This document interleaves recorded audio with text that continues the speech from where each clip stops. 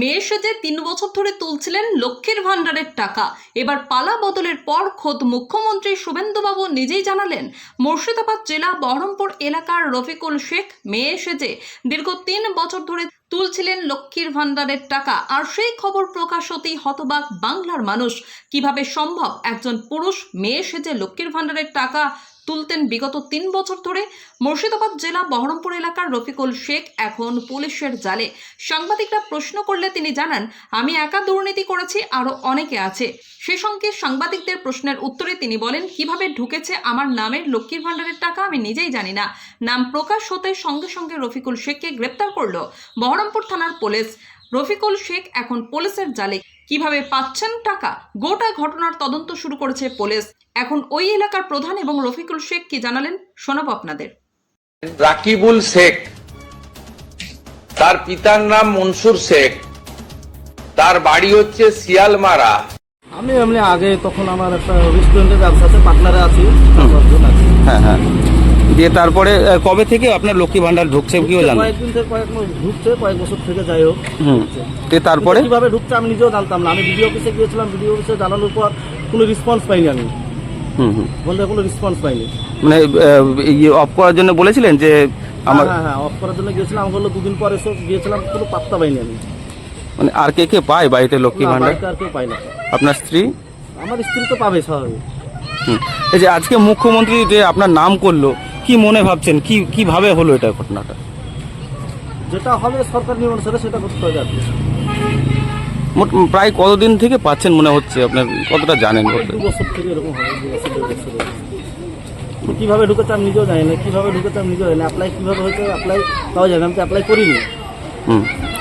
মানে যে অ্যাপ্লাই না করেও পাচ্ছেন, মানে এর জন্য কার কাছে গেছিলেন? এর জন্য দায়ী প্রশাসন, সরকার। আর কি সরকার দেখতে পাচ্ছে না যে একটা ছেলের অ্যাকাউন্টে কিভাবে টাকা ঢুকছে? সেটাও যাচাই করা দরকার ছিল। এখন এই লক্ষ্মীর ভান্ডারটা দুর্নীতি হয়েছে বলে আমার কাছে এখন সবাই। এই যে মুখ্যমন্ত্রী যে আজকে নাম করলো, কতটা খারাপ লাগছে বলে মনে হচ্ছে? বিশাল খারাপ, বিশাল। যে এই দুর্নীতিতে হওয়ার কারণ কি মনে হচ্ছে? তৃণমূল সরকার? না, রাজনীতি লেভেলের সঙ্গে তো যুক্ত নেই আমি। কোন কি করে হলো জানে, হয়তো আশেপাশে দুশ্মন থাকতেও পারে। মানে আপনার কোন ব্যাংকে অ্যাকাউন্টে রয়েছে এই অ্যাকাউন্টে?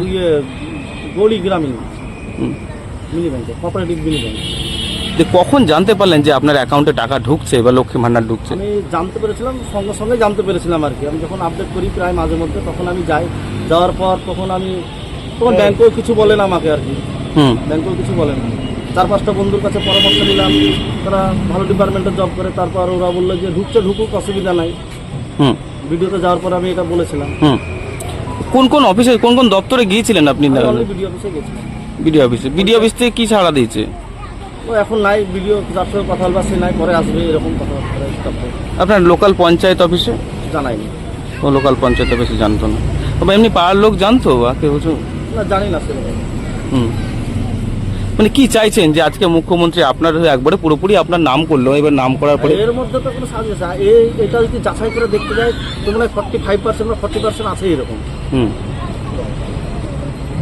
কি চাইছেন এখন? মুখ্যমন্ত্রী সাহেব যেটা বলেছে এটা পুরো আমাকে উল্লেখ করে, এটা যদি যাচাই করে পুরো পশ্চিমবাংলায়, তো এটা সবারই মনে হয় 40% পেয়ে যাবে আর কি। এরকম হতে পারে সম্ভাবনা।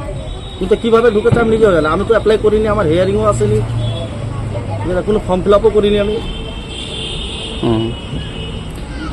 এক ব্যক্তির মানে পুরুষ যে লক্ষ্মীর ভান্ডার পাচ্ছিল, যেটা মহিলাদের প্রকল্প আপনার পঞ্চায়েত এলাকায়, এবং পঞ্চায়েতের সামনেই তিনি থাকেন, কি বলবেন? হ্যাঁ, দেখুন, এটা তো আমাদের কাছে ডেটা থাকে না।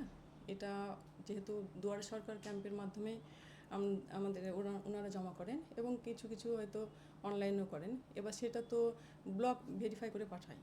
তো সেহেতু হয়তো হয়েছে, সেটা আমাদের জানা ছিল না এবং আমাদের আইডিয়ার মধ্যেও ছিল না। আমাদের কাছে কিছুদিন আগে একটা এসেছিলো এরকম, যেটা ভুলবশত হয়তো হয়েছিল। একবারই পেয়েছিলেন উনি, তো সেটা আমরা ব্লকে জানিয়ে ওনার নামটা ডিসকানেক্ট করেছিলাম। এই যে এইসব প্রকল্প লক্ষ্মীর ভান্ডার বলুন বা অন্যান্য যে সামাজিক, সেখানে পঞ্চায়েত প্রধানের কি ভূমিকা থাকেন? না, এগুলোতে পঞ্চায়েত প্রধানের ভূমিকা থাকে না। আমরা যখন জানতে পারি যে না এই ডেটে হয়তো দুয়ারে সরকার ক্যাম্প হবে, তখন আমরা সেটা অ্যানাউন্স করিয়ে দিই। যেমন এর ক্ষেত্রে বাড়ি দেওয়ার ক্ষেত্রে পঞ্চায়েত প্রধানের দ্বারা একটা ইনকোয়ারি হয়, সেই সব ইনকোয়ারি কি করেন? না না, পঞ্চায়েতের প্রধানের দ্বারা ইনকোয়ারি হয় না। এখন যেটা হয়েছিল, আমাদের দ্বারা নামটা দেওয়া হয়েছিল, তারপর ইনকোয়ারিটা সরকার পক্ষ থেকে 2 বার 3 বার 4 বার এবার সেরকমভাবে করা হয়েছে, ইনকোয়ারি করা হয়েছে, সেটা আবার বিভিন্ন দপ্তর থেকে।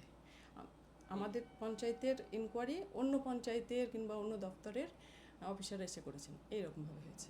এই যে আপনার বাড়ির কাছে মানে এবং পঞ্চায়েতের সামনে কোনোদিন জানতে পারেননি এরকম হয়েছিল বা কিছু?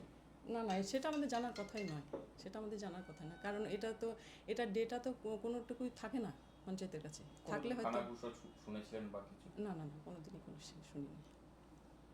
এখন যদি এর বিরুদ্ধে ব্যবস্থা কি বলবেন, মানে এই যে এটা তো একটা অপরাধ, এর বিরুদ্ধে কি কোনো ব্যবস্থা নিতে বলবেন বা কি? হ্যাঁ, সেটা ব্লক ভেবে দেখবেন যে না কীভাবে কী স্টেপ নেওয়া যায়।